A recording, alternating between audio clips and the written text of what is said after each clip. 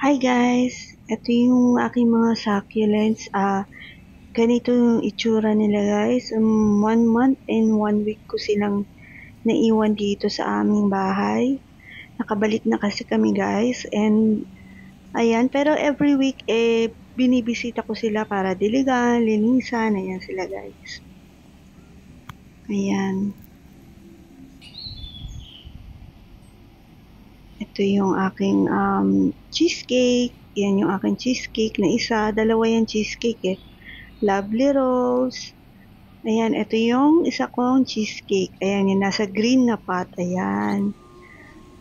And then, ito naman guys, ang aking mga gymno na ibalik ko na sila sa dating pwesto.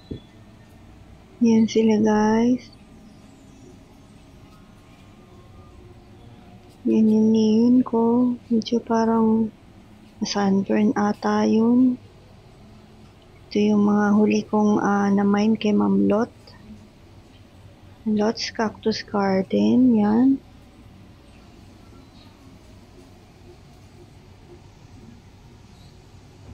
Ayan, so far hindi naman nadagdagan yung gymno ko na nalusaw. Nalusawan tayo ng isang gymno kasi nung nandun sa isang bahay. And then ito guys, pupunta kami sa bahay ng aking kapatid. Ayan, yung sister ko na bibigyan ko ng gymno. Ayan guys, binigay siya yung sister ko. Aking pretty na sister, ayan. Tuwan-tuwa naman siya. And then guys, papakita ko sa inyo yung mga succulents na ito galing sa akin. And then, ayan. Yung iba dyan kasi binili niya guys. So, nakakatuwa guys kasi lumaki sila. Pakita ko sa inyo guys yung picture no before na itsura nila guys nung napunta sila sa sister ko. And then, ayan guys, masira. Kasi, kitang-kita ko yung pamangking ko na bata. Ayan, pinalo niya yan, yung bakal na stick na yan. Natuwa siya siguro. So, ayan, parang sinamuray niya yung succulent. And then, ito guys, so, ito ata si Benin Musume. Ayan. Ako, hirap ako makabuhay ng Benin Musume. Pero sa kanya, buhay na buhay guys. Ayan, yan, sa kanya yan, rose cabbage. Pero ito, yung mga dusty rose, ayan, lumaki and dumami. Yan, ito guys, so laki-laki talaga nito isa. Dusty rose din yun. Sorry po ang gulo nung camera. Ayan, ito, moonstone. Yan. Ang ganda ng moonstone. Laki talaga. Tsaka ang bocho.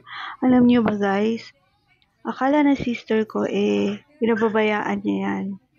Pero yun pala guys, yung kasama niya sa bahay, madalas diligan.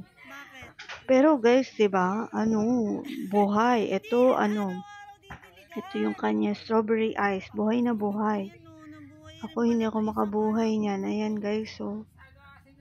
Siguro kasi guys, mahangin yung lugar ng kapatid ko. Taga Silang siya, Silang Cavite. And maganda yung soil mix na ginamit ko. Siguro talagang fast draining, kaya hindi nabulok mga succulent at masaya-masaya sila. Ayan guys. Ayan, nakakatuwa. Kahit siya tuwan-tuwa. Sabi niya, ate, ang gaganda pala ng mga succulent. Ano ba yun? Normal lang ba yun na lumalaki sila? Sabi ko, opo, na talagang lumalaki yung mga succulent natin. So, ayun lang guys. Kung kayo nasa mahangin at magandang lugar, ayan, ito nakaka-receive pala ng morning sunlight. Hanggang afternoon daw. Tapos, mahangin talaga sa lugar nila guys. Huwag kayong matakot na magdilig sa mga succulent nyo. Ayan. Minsan kasi pag matagal nga natin silang diligan, napapansin ko rin namamatay yung roots, natutuyo yung stem nila, and then namamatay unti-unti yung succulent, di ba po? Yun lang guys. Thank you for watching.